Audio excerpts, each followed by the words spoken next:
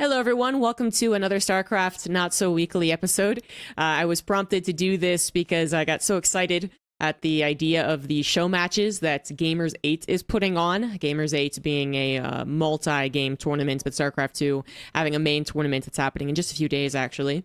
But they also have these StarCraft 2 and Brood War show matches that they're going to be putting on, and I can't help but be very excited, and particularly excited for the Brood War one, since basically Brood War and its players have such to me, like historic, epic place in the story that is esports. So I'm very excited to see all four of these players.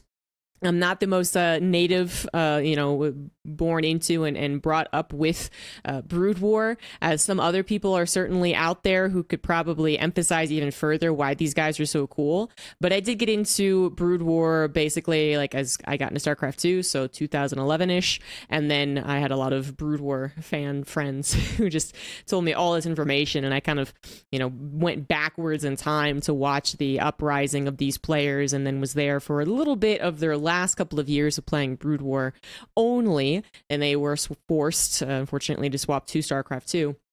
Some of them doing better than others, and some of them also appreciating it more than others. But yeah, it's such a cool thing to see them all together in a show match, sure, but still all together.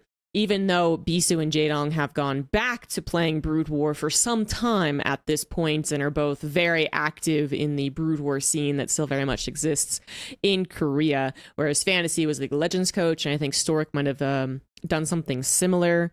I'm not sure what he ended up doing, but I know he also streams, as basically every Brood War player now is also a fairly successful streamer. They have a lot of name recognition, and Afrika is a pretty big platform for Brood War in general.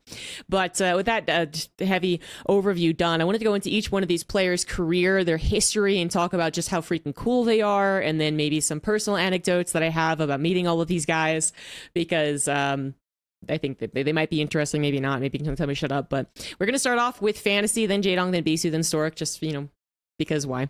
Because that's the order I chose. And so let's first go ahead and talk about Fantasy. So Fantasy is in the line of SKT Terrans.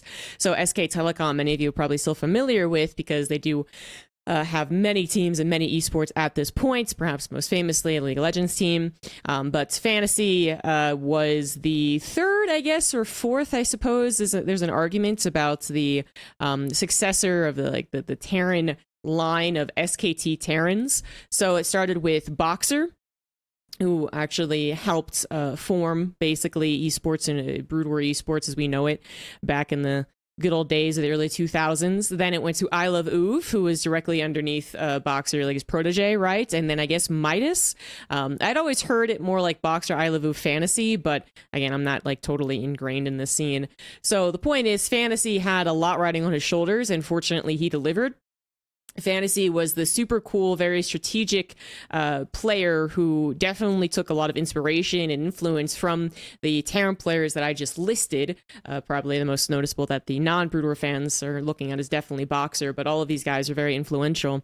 And then Fantasy came along kind of as the last SKT Terran, I suppose, as unfortunately Brood War was forced to swap over into StarCraft 2 about the same time that Fantasy was really hitting his peak, which is quite unfortunate.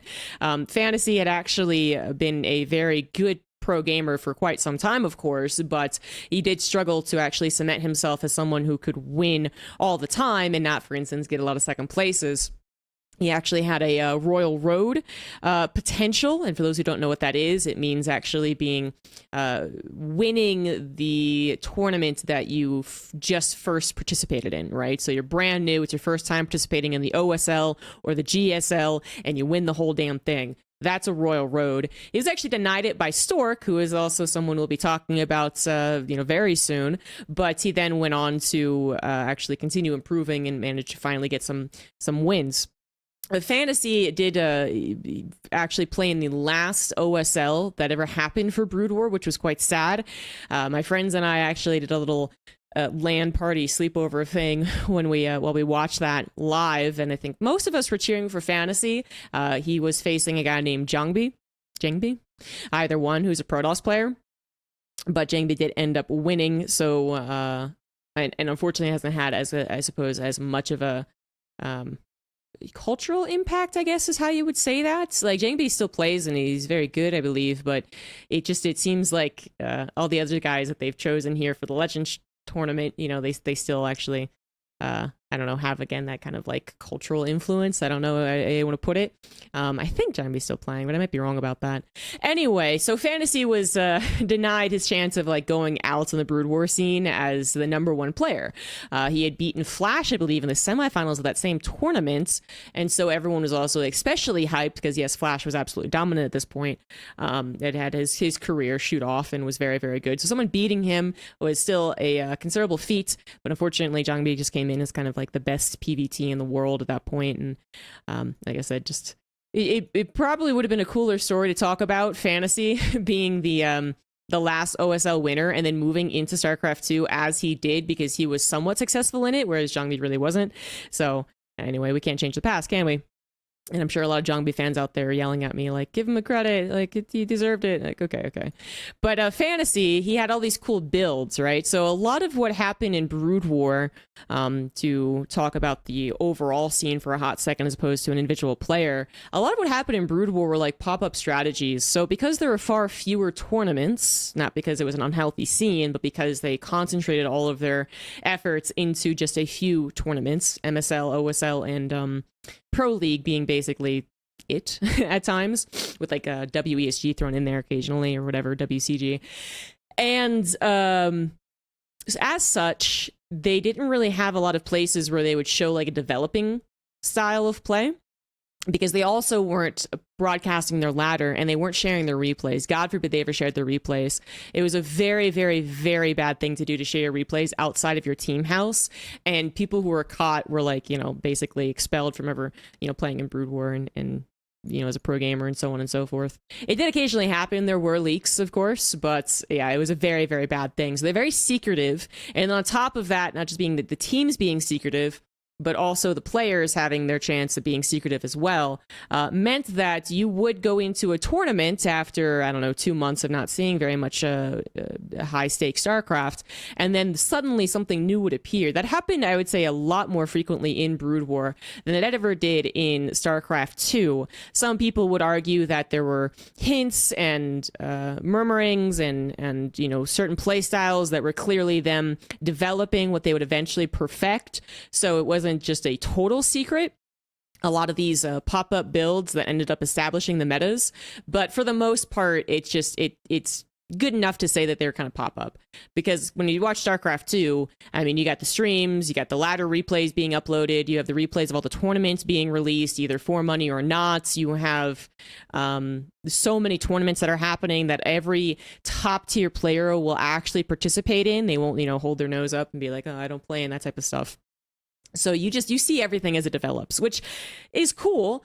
But then also another cool thing would be just suddenly, you know, having a build appear and then shock and awing everyone as it ended up being the best thing to do at that time, and then also establishes the meta. So one of the more popular examples of that is Bisu's build in PvZ, which we'll get into when we talk about Bisu.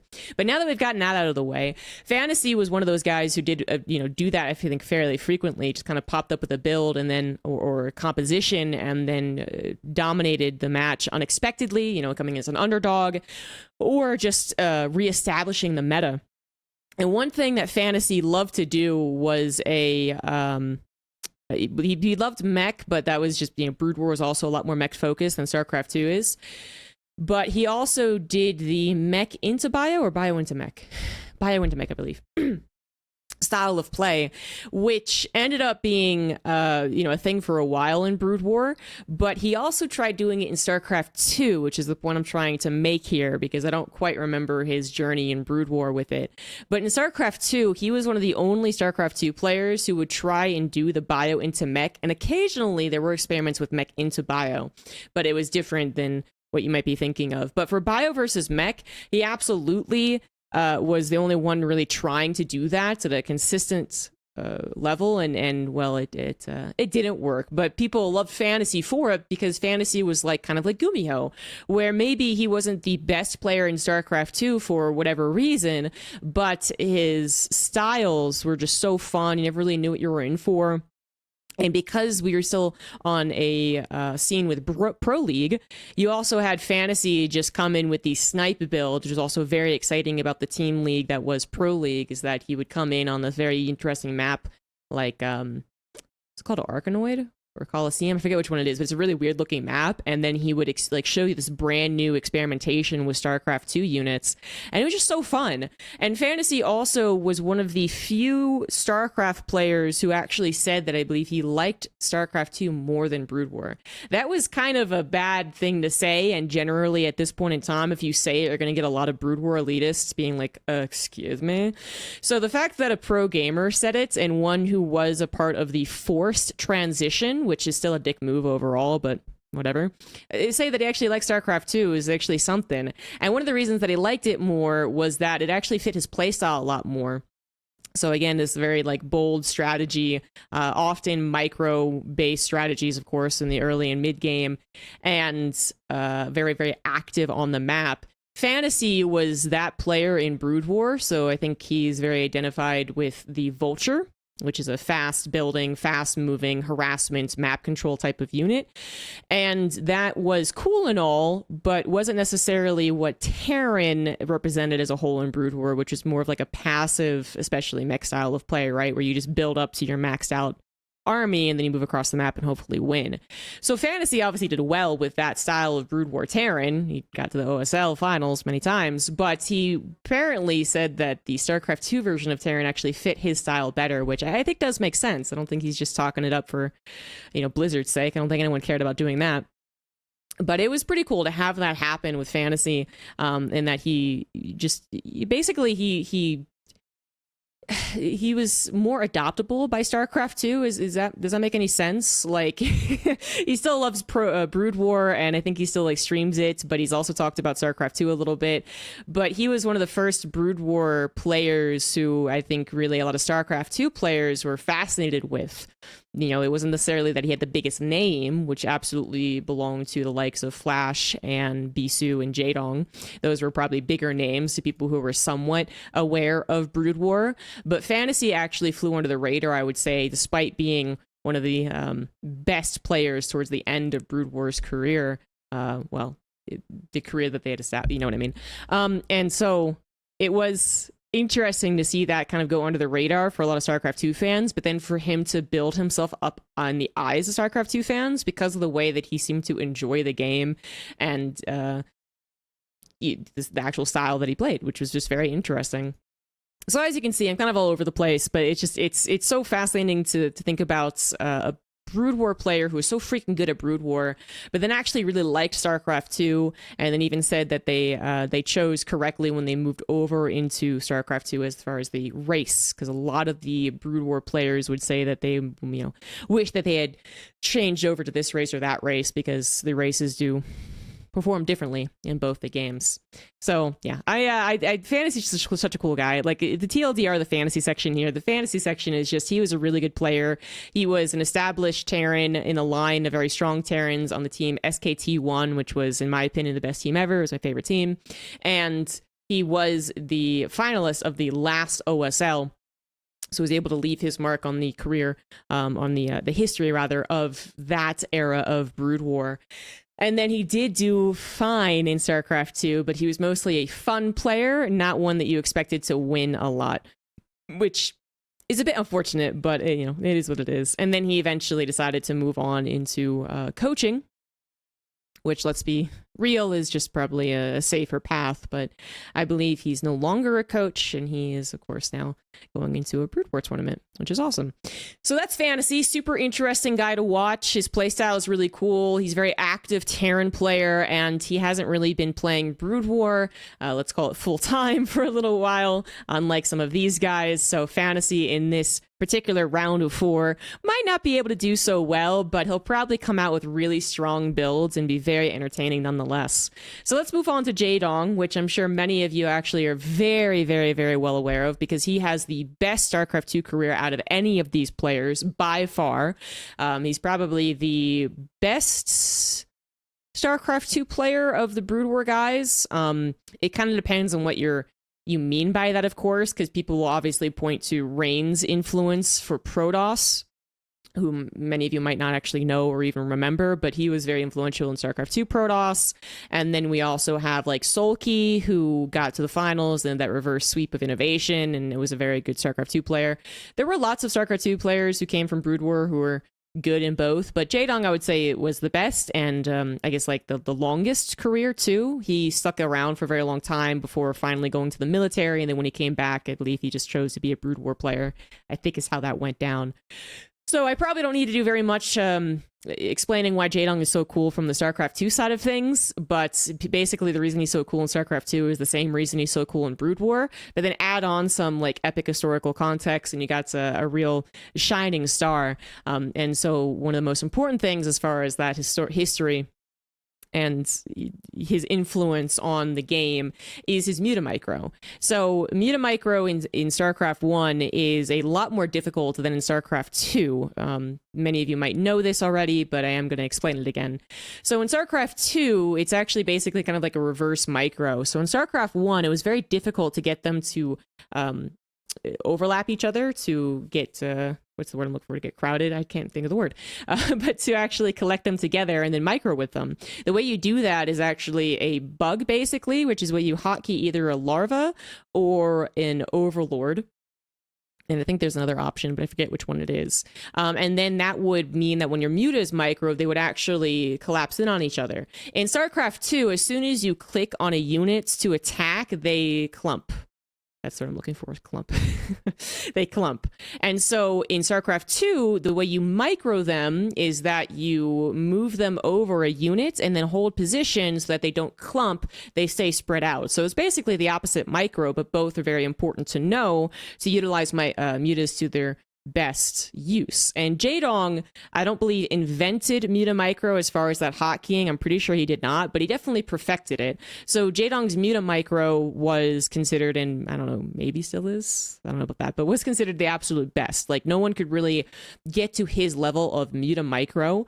I suppose, I think there are some arguments that Savior was maybe better, but that's touchy subject. Anyway, Jaedong, definitely known for his Mutamicro. He was also known for his ZVZ. Brood War ZVZ is an absolute clusterfuck, excuse my language, but it's a terrible matchup and everyone should hate it. It's just not fun. But what was also not fun was that it was basically a coin flip for a very long time. It was literally 50-50 between all of the best Zergs of the Brood War era, because it was just like, nah, I don't know. And it was a very fast and quick matchup. You know, hard labor went past, I don't know, like 10 minutes, something like that. So that really just played into the whole, no one knows who's going to win. Jaedong comes around and he actually proves that it is a winnable matchup, I guess is how you would say that. That's something that people can prepare for and practice and then have a better win rate than the other guy by a substantial amount. So Jaedong, I think, actually had like something, I want to say like a 70% plus win rates. Oh, well, okay, coincidental. I was just looking at this, 71.4%, which in general, he had a high win rate, by the way. But especially for ZVZ, which was considered just this random thing, was really, really, really awesome. He also had some very epic matches versus the other titans of the Brood War scene, which certainly helped both of the players. So him and Flash, for instance, is a very famous rivalry, would help both players continue to establish themselves as historical figures almost at this point. And then Jaedong also did great things with ZVT and ZVP. He has a lot of awards. You can see here. You can go to this button, by the way, if you ever want to look into this by yourself, and you can go to StarCraft 2 or Brood War. It just shows you the same name in different games, which is quite a neat feature from Wikipedia. But anyways, he wasn't just a chain of lucky games, EVZ. He literally said he didn't feel confident at all playing it, which is interesting, but it became his trademark matchup with a winning rate of over 81% in the middle of 2009, which is already extremely high, but again, that it wasn't considered a matchup that people could be good at. Which is, that to revolutionize an entire matchup like that is, but frankly, a lot of these players did. Why they are legends. They revolutionized matchups. Fantasy revolutionizing TVZ with like a mech build, I believe, even though TVP was probably his best. And then Bisu with his PVZ. And then I guess ZVZ really goes to Jaedong. And then I don't know exactly what Stork did, but I'm sure I'll find out because I do have his Wikipedia up as well, all these players having both StarCraft 2 and Brood War. I just know that Stork is a really cool guy, and obviously is a part of the history of Brood War with 6 Protoss dragons, and well, I'll get into it. So anyway, so all these players really did something to revolutionize Brood War. And he had other accolades, like apparently winning back-to-back Star Leagues, as well as being a real sniper in the Pro League. Definitely one of the more dependable players in the Pro League. Apparently there was some additional information that I won't go over quite here, but that's very interesting. The post-Kespa era is what they're talking about as being the most recent form of Brood War, by the way. So it did start back in 2016, I guess. Released from Evil Geniuses. That was after his StarCraft 2 career, which was very, very good. And then he was playing Brood War for a while under a ID before becoming a broadcast jockey, is what this means, by the way, which is what Afrika calls all of their streamers. And he streams Brood War full time and actually participates in all of the ASLs that are happening, and does fairly well. So you can see there's a whole Wikipedia devoted to his playstyle and innovations, which is just super freaking cool. Apparently there's a quote here. I've said this before for ZVZ, no matter what the opponent opens with, I still think I'm the winner, so I don't think I will lose, which just really emphasizing ZVZ was not something that people thought they would win or lose. They were just kind of like, well, let's see what happens. Build order win or not. Yeah. ZVP innovated builds with 3 Hatch Spire into 5 Hatchet Scourge play. And made it to the standard of ZVP. I mean, just look at all this trivia as well. I mean, like, Fantasy was probably given a few more years of Brood War being in the state that it was, with everything going on back in 2010 to 12. Fantasy probably also would have collected a lot of this type of trivia and innovation, and on all the texts devoted to such a famous player. But Brood War, like, Fantasy was kind of cut short, I feel like, of cementing himself alongside some of these greats. But he probably should have been, is kind of the weird thing. But anyways, you guys can look into this all you want, because there's way too much to go over. But basically, Jaedong's super cool in Brood War, and his Muta Micro is unmatched. And if you were fans of him in StarCraft 2, then just frankly, his Brood War is as cool as the StarCraft 2. And he himself is also a really cool guy. So I didn't really have too many stories from Fantasy. I think I met him once. But for Jaedong, I actually have met him quite a few times. Definitely a humble brag. Not even humble. But what was really nice was that he was always nice to me and us as Base Trade TV. So he would always be willing to play in tournaments, which was actually a bit of a difficult thing back in the day, especially for Korean players. They would be focusing on other things, basically. But Jaedong was, like, very willing to play in a lot of our games. If we had, problems, he'd be very considerate. Whenever we invited him to an event, he would usually go, including to a Hell It's About Time. Well, I think he qualified for that, but it's just awesome that he did try and go there. And then we also had a couple of times at, like, Dream Hacks and MLGs and stuff like that, where we would actually be hanging out with him, which... yeah, only once or twice, in the same booth, but he was technically there. I was hanging out with him, don't worry about it. But he was always so nice to us, and he joined Evil Geniuses and really tried to make a presence for himself as far as the foreigner fans, non-Korean fans, which some Brood War players were better than others at, but he was very good, especially because Evil Geniuses, despite what you think of them, were definitely some of the best marketers back in the day, really treating it as a business rather than, I guess, a fan passion. They're one of the biggest examples of that. And some people hate that, some people like that, but whatever. So he learned a decent bit of English and was just always a friendly guy. I don't think I've ever heard anything negative about him. He was most well known as far as him for his, like, death stare, which means that occasionally he could be kind of intimidating to go up to because his blank concentrated face is quite intimidating. This is the face that people would refer to. It's actually a thing. Like, Jaedong's, like, concentrated face is kind of like a meme almost. But he was just a super nice guy. And when I was going to Busan to watch the Brood War Remastered launch tournament thingy that they had, I actually sat next to Bisu unknowingly. And then Jaedong just, like, suddenly appeared before me because he was walking towards Bisu, and he was like, "Oh, ZombieGrub." And I was like, "Oh my god." He remembered me. And he was nice, and he introduced Bisu to me, and then That's probably when I should have asked for Bisu's autograph, but I was too shy to do so. But just in general, super cool guy. Really glad that he's here. You can see all the other things that you might forget if you've, it's been a while since we've seen Jaedong play. Nicknamed the Tyrant.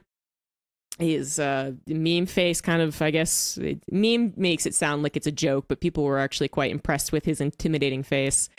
And then he did have a couple of memes, which I do want to pop up and show you because I think memes are funny. And there used to be a lot more memes in StarCraft. So I actually saved some, which are now going to be added to the record book, I suppose. The record shall hold memes, if I have anything to say about it. So he was part of the Team 8 for a while, which was the team given... It was the team that replaced a defunct team in Pro League. And then he was on Evil Geniuses, which eventually made the EGTL combo team in Pro League, which was historic. It was like the only team that was full of foreigners. They did not do very well, but Jaedong was one of the more established players and very used to the Pro League format, so he was, not surprisingly, the best at Pro League. So we had a couple of great images like this one. Shout out to someone did a bunch of these, by the way, the House series for EG Liquid. Atriok from TeamLiquid.net, shout out to you. But this is the coach, who was a very famous coach, but another time. A new season, what's everyone plan to make absolutely sure we win this grand finals this time? Huck says play LOL every day. Hero says only win money in foreign tournaments. Jaedong says win some of the games. Win all of the games. Because that's actually what happened. I mean, I don't know about Huck playing League of Legends, but he was one of the only ones actually winning games. So, he'd come out and win his game, and then hopefully someone else would win 2 other games, and then, or 2 other people would win 2 other games, and then he'd come in as the ace, and then maybe that would make them win a series. But it was a good time back then. Lots more memes back then. And you can see that he's a very popular player as well. I think a lot of the fans considered him cute. So it used to be in Brood War that fan clubs absolutely did exist. I'm not sure about today, honestly, but the fan clubs even had like a hierarchy. Like the more established fans would be able to actually give the gifts to the pro gamers, and then the non-established fans, the newbies to the club, would have to just like look, away from the whole thing. It was a bit bizarre in some ways, I suppose, but it just kind of, again, trying to highlight just how big of a deal Brood War was back in the day. So people point out to like the hangar entrance, the airplane hangar entrance, and it's like, well, if Brood War could do that, they were probably a pretty big deal. And that is true, but then you also had hordes of fans, really, come after their game is done and swarm them. And then give them gifts.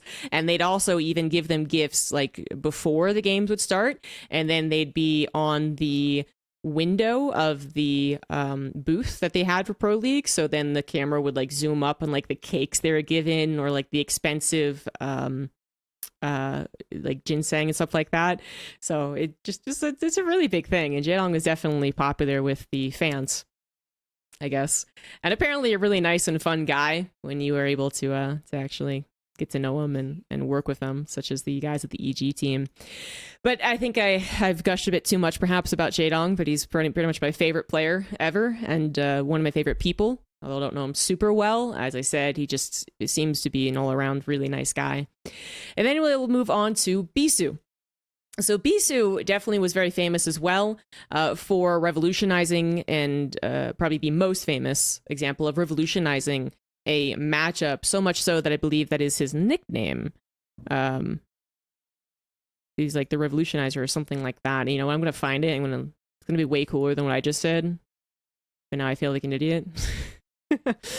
But he was very famous for his PVZ. That's not only did he change the way that was played, like fully cemented the DT Corsair into the meta of Brood War, which I think was more of an experiment prior to his appearance in the OSL or MSL.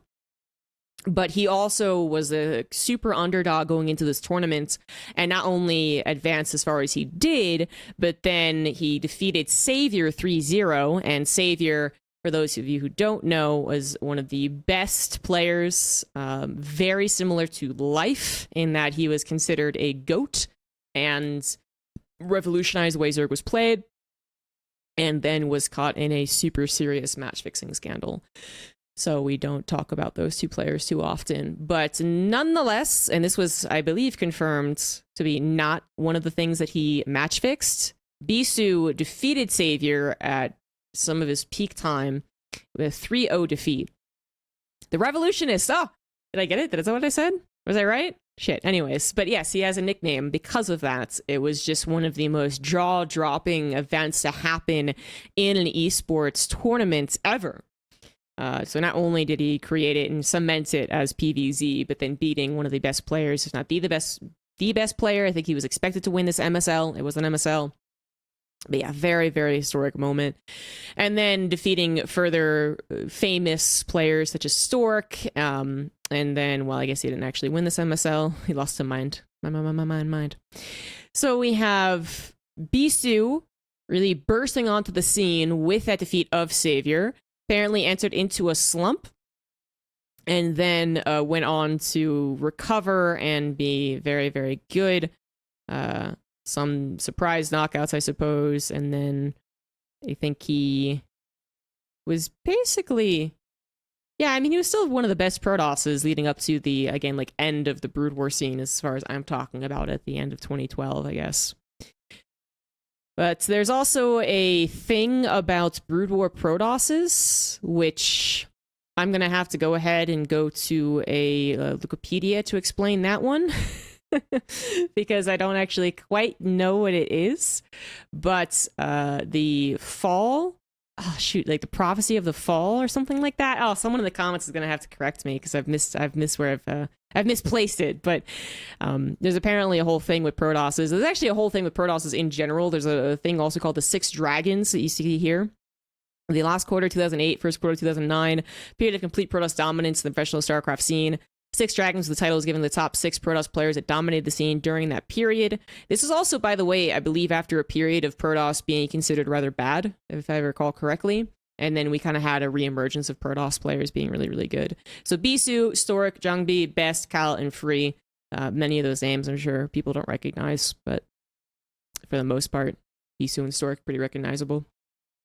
Anyway, so we got that one, but I know there's also like the Prophecy of the Fall or something like that I was looking into earlier on, and I misplaced it, but yeah, the Brood War scene had so many nicknames and titles and conspiracies is not the right word, prophecies, like it was, I don't know, it was just so interesting to have that, because I feel like StarCraft 2 has never quite matched up to it, even during some of its most popular years. The amount of nicknames and prophecies, or whatever you want to call it, coming out, well, certainly weren't cemented, because StarCraft 2 was fairly quickly, in the grand scheme of things, overshadowed by what are now some of the biggest esports in the world, such as CSGO and League of Legends.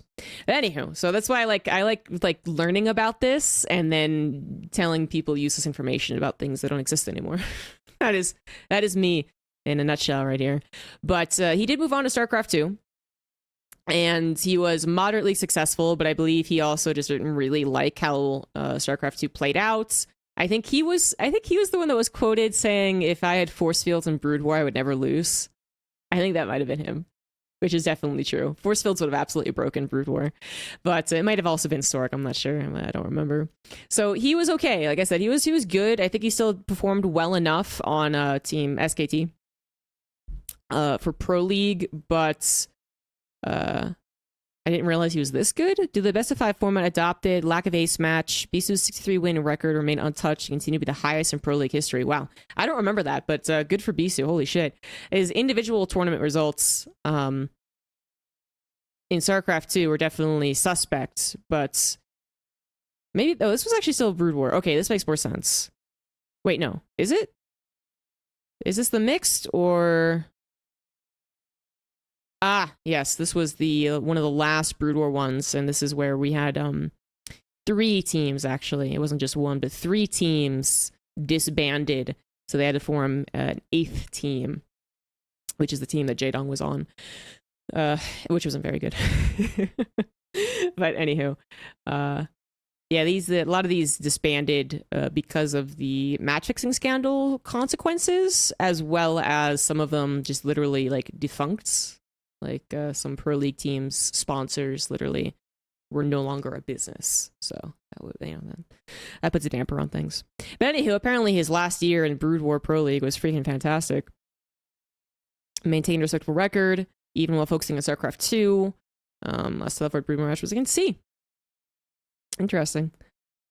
So he's a very high Pro League rating up until the end. And then in StarCraft 2, he did try, but there were a few factors, I guess. I know a lot of Protoss players did not appreciate how StarCraft 2 Protoss played out. At that point in time, it was a truly terrible race. Fight me on that one. But Protoss in Wings of Liberty and Heart of the Swarm were rather boring. It was actually playing a lot more like Terran did, I guess, in Brood War, which was to build up an almost unbeatable army while defending throughout the early and mid game. And Bisu, as a Protoss player in Brood War, have actually been a lot more active than that. So he didn't really gel with Protoss, I think, in StarCraft 2. I don't know if he's ever said that, but I would definitely suspect that's one of the things that sucked. And then also when StarCraft 2 came around to replace Brood War, there was a huge downsizing of the fans, of the crowd. It was actually quite sad. Eventually, StarCraft 2 Pro League built itself up again, and towards the end of its time, we had a decent crowd for every single match. But oof, when StarCraft 2 first came by, oh boy, it was sad. And apparently Bisu certainly thought that as well. So he's demotivated by the significant decreased number of fans. But he still did well enough, I think, in Brood War, in StarCraft 2 for a little while, but I just didn't really like it. So he went back to playing Brood War and eventually made that his thing. And he is a very good Brood War player today. So him and Jaedong are the favorites to win that little show match. I think both of them are actually pretty well matched against each other right now, is what I've been reading. So anyways, that's Bisu, the revolutionist. He literally not only revolutionized PTZ, but he also defeated the top dog of Brood War, which was a considerable feat. So there were far less upsets in Brood War than there were in StarCraft 2, or are in StarCraft 2. And otherwise is a really cool guy who I have heard not so many bad things about. I will say that he was kind of involved in the little like crypto scandal thing that went down that more so was, Flash's problem. But other than that, and I don't think he was that bad about it. I don't think it was a terrible thing, really. It kind of got brushed away anyway. Someone can educate me down in the comments, but that's the only thing I know about him that was not just, nice things said. He's apparently an introvert, but shy. But the other thing that I wanted to mention, because I always got to bring in some of the memes or the not just, factual things, who won what and who developed what style, but also just some of the fun things. And when I talked about Jaedong being a very big fan favorite, probably still not comparable to Bisu, I'm not sure. Jaedong had the quiet, intense, aura thing going on. Bisu was literally just considered handsome. Bisu was probably one of the first examples of a commonly agreed upon handsome pro gamer. It's a very weird phrase, but that kind of exists, right? So a lot of people also considered Zest to be quite handsome, and that was maybe a bit of a meme for him. There is also some other players who were considered, good looking, or they had nice bodies. There's actually an entire thread on Team Liquid devoted to Nada's body, I believe, if you want to go look that up. But Bisu, as you can see through all these pictures, especially some of the more glam pictures, I suppose, was quite the handsome lad. Still quite handsome, but I think back then he was very much on par with some of like the K-pop, but K-drama stars. Someone's gonna be like, oh my god, she has a crush on Bisu. I always had a bigger crush on Jaedong, 100%. But I think what I'm trying to say is that his youth and his style was very in line with like late 2000s Korean culture.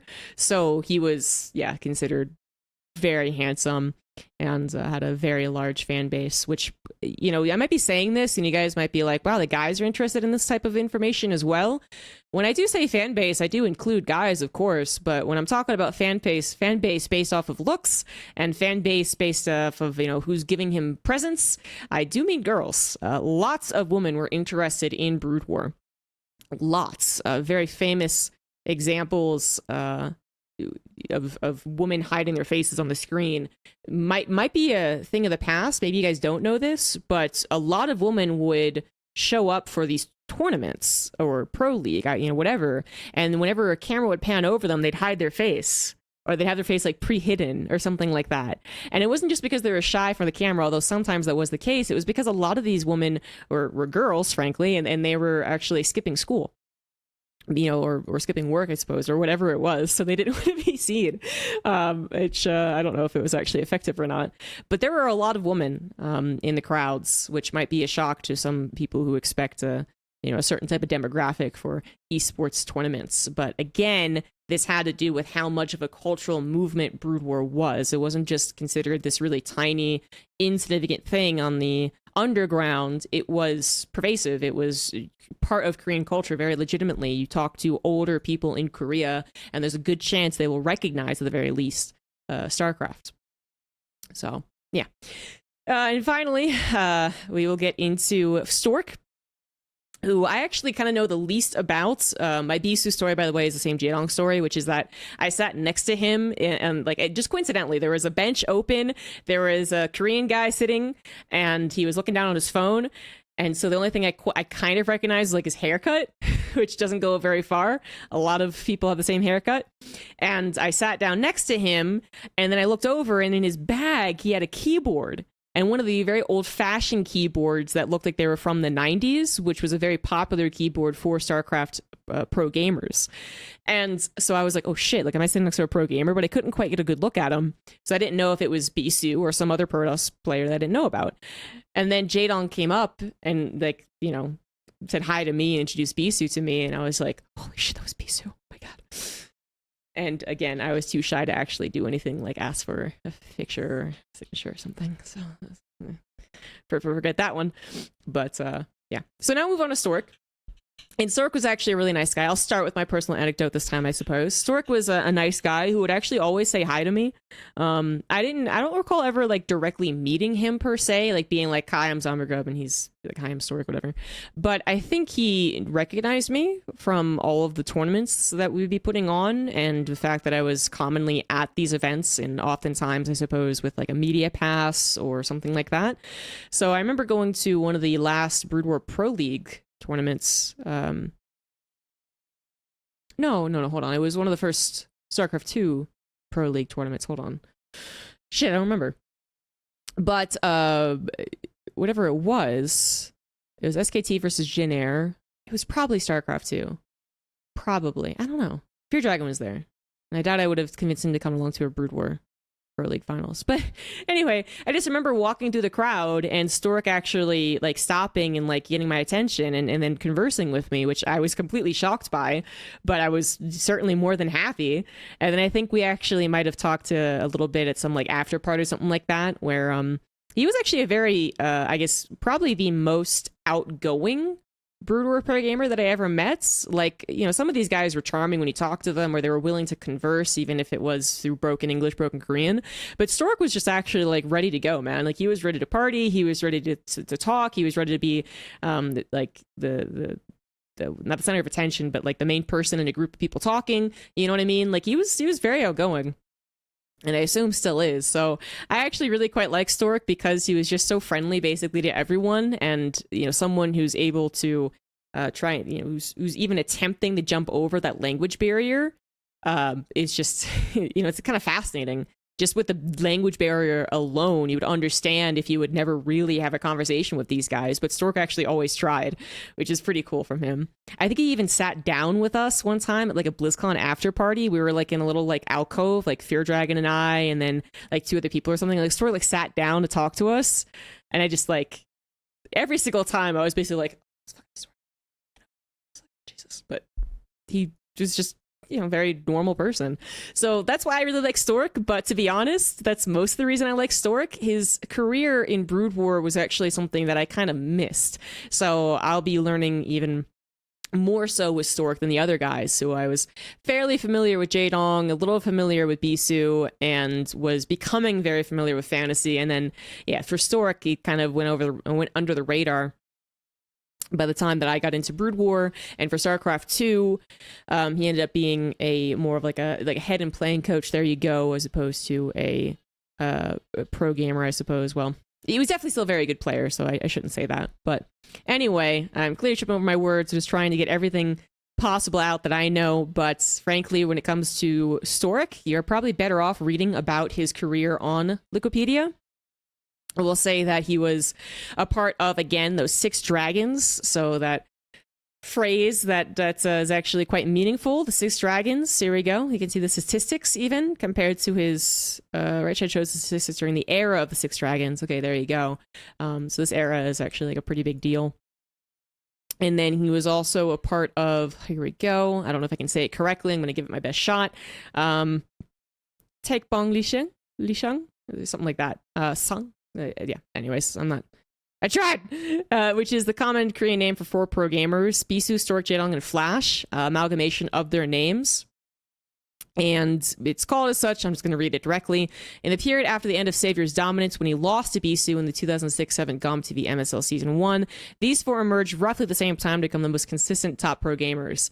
They are often considered the most skilled players of their respective races, although they have an individual streaks and slumps in their careers. Each has found it difficult to assert a complete grip on the Brood War scene due to the high skill of the other 3. So basically, they, if the other 3 didn't exist, one of these guys would be the undisputed best, I suppose is a good way to put it. So yeah, I said I missed out on Stork's greatness, which is incorrect as far as years, but more just because I focused on learning more about Bisu, Jaedong, and Flash, which, I obviously regret learning how cool Stork was and whatnot. But I had a lot of my Brood War friends, they were fans of Stork, and I was just like, oh, okay, he's a cool guy, and then I had, I guess, my biases elsewhere. The K-pop term. But Stork was a fantastic, obviously very big name in Brood War, and he was decent at StarCraft 2, but has since then, I believe, gone to military. Many of these players have, as well as come back to play Brood War, but he is more so focused on streaming than he is about playing and winning some of the tournaments that are still happening. So him coming into the show match, he's another one of the underdogs alongside Fantasy, but he has at least been playing Brood War, which Fantasy is a little more question mark because he was a coach for so long. But to just kind of go over some of Stork's history in Brood War, not to just be like, oh, he existed. He was a cool guy. Bye-bye. Like, he did have a lot of good things going for him. He's one of the older, I feel like, pro gamers who would entered into stardom fairly early on, but then I guess just lasted a very long time as well. So you can see here, they're starting to talk about his rise of fame in 2004. He beats a very strong group of Zealous, Yellow, and Good Friend, which this is going even further back. There's going to be a point in time in which some historian, book writer, whatever, they come in and they define the eras of esports. But that time is not here yet. So there's like the overall esports, and then there's the Brood War esports eras, and I don't know what to call them, but the second gen maybe is a good word. Like the first gen was like Boxer and his like, and then I guess the second gen might have been like, well, because Yellow was also first gen too. So I don't know. But this is like a very, very old, it's 2004. It's super old. It's towards the beginning of Brood War's their own rise to fame, I suppose, because Brood War was very popular when it first came into broadcast, because that's why it came to be broadcast. It was so popular. But then to compare it to the established production and dominance in the culture that would eventually happen around like 2007, basically after this and before Savior's match fixing scandal, it's just different things. So he was on Samsung Con, who still exists, Samsung Galaxy. Right? And did they change their name again? I don't know. But Samsung. And they had at the time called Samsung Con. He qualified for some OSLs, which, if you remember in some previous episodes, talked about OSL being the most important, maybe Pro League as far as prestige, but OSL was the biggest 1v1. MSL was the kind of second runner-up. He was up one of the 3 Neo Kings of the Protoss race alongside Pusan Anytime. Look at all these phrases they have for Brood War, man. Like, brought a strong focus on macro as well as high-level mechanics, especially as Brood War was continued to be perfected, I suppose, during this time. I mean, still being perfected. This helped Samsung Con win the first Kespa Cup, which I'm actually not sure Is that the Team League thing? Because we know what Kespa Cup is in StarCraft too, but I'm not familiar with it in Brood War. Anyways, slump 2006. Then he got better again, and he would then go on to get to a couple of finals and face Bisu actually in one of in the same tournament in which Stork 3-0'd Savior. Is that correct? This MSL Silver marks the beginning of both an intense rivalry between Stork and Bisu, as well as a string of individual league silvers for Stork. So a little bit of a second place problem. Quest for Gold is a whole paragraph and a half. Post-incruits? It's a fancy word. OSL. I mean, he's been good at Brood War for so freaking long. Damn. I mean, the fact that his rise to fame started in 2004, not 2006, is, I guess, overall, not too big of a difference. 2 years, but if you put yourself in that time period, 2 years feels like an awful lot of additional time to be an established name in Brood War. And then the post-Kespa era, he did return to a show match. Did I watch that show match? Or maybe. Lost to Flash. He did play in the ASL. And I think he still tries to play, but like I had said, the most that I've been able to read up on is that he's more concentrated on being like a fun streamer rather than a try-hard streamer. I guess the best way to put it. But yeah, he is a very established Brood War player and a super cool guy who I hope to say hi to again. You know, I don't know if his English has gotten any better, but it'd be quite cool meeting all of these guys yet again. Particularly Bisu, who I have not gotten an autograph from. I'm bringing like a bunch of stuff to get autographed, actually. Especially, it's kind of timed out nicely with my move because I've been able to uncover a bunch of stuff that I had forgotten that I had, and then I'm going to bring it and force them to sign everything. It's absolutely going to happen. So that just about does it. I mean, you know, kind of the TLDR is that these players are all freaking good at Brood War, and they were all very influential at the time that was Brood War's height. So 2007, 9, I guess, like, is one of the peaks of Brood War, I think. Kind of after it was settled and before the Savior scandal. You can see if you just Google some of these things that a lot of their plays are going to be studied by like day 9, for instance. But we also do have the actual tournaments up to watch if you want to watch in good old-fashioned 240. By all means, most of these are going to be in Korean, so they're not going to be too helpful. The last thing that I wanted to say is that we do have some of the openers. So the last OSL that Fantasy was runner-up to had an opener, and then all of the OSLs had different openers, which were actually very, very cool, and I wish StarCraft 2 had. So if you look at like OSL Brood War intros, you can find, not the actual Brood War intro, but you could find probably a few of them. Maybe that's the wrong thing to... Oh, here we go. This is the most famous example of an opener for Brood War. The comic book one, but people liked a lot of them. There was also this one, I think, that people liked. I can't play the music, unfortunately, but the music is quite good. Very epic, I suppose. This is an interesting playlist. I don't know what's going on there. But I miss having these openers. Here goes another one. And they range between a bit cringy and really epic, actually. They're kind of all over the place. But yeah. Okay, sound's not working anyway, so we're safe.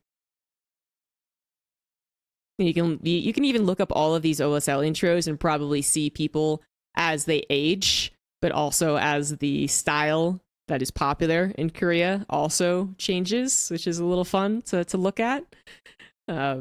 But it's great. It's such a cool time to be an esports fan, and if only it was part of a more modern time, so it was super easy to access these things and see things, you know, translated and all that good stuff. Maybe one day again it'll occur. But that's gonna do it, I think. Not too much else that I think is worthy of showing. Just TLDR. Every single one of these players is really awesome and cool.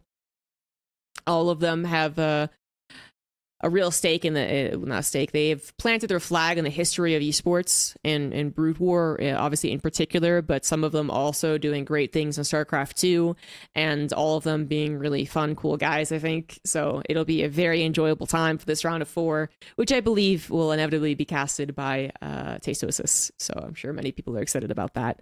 I'll be giving some fangirlish input on the desk, I believe, for Gamers 8, which will basically just, devolve into like, Jaedong's really cool and I really like him, and Bisu's also really cool and I really like him too. So look forward to that. But thanks for watching, guys. I hope you learned something from this almost hour-long history lesson about 4 different players of the Brood War scene, and I hope you guys watch the Legends match, because these guys deserve to be watched. Bye.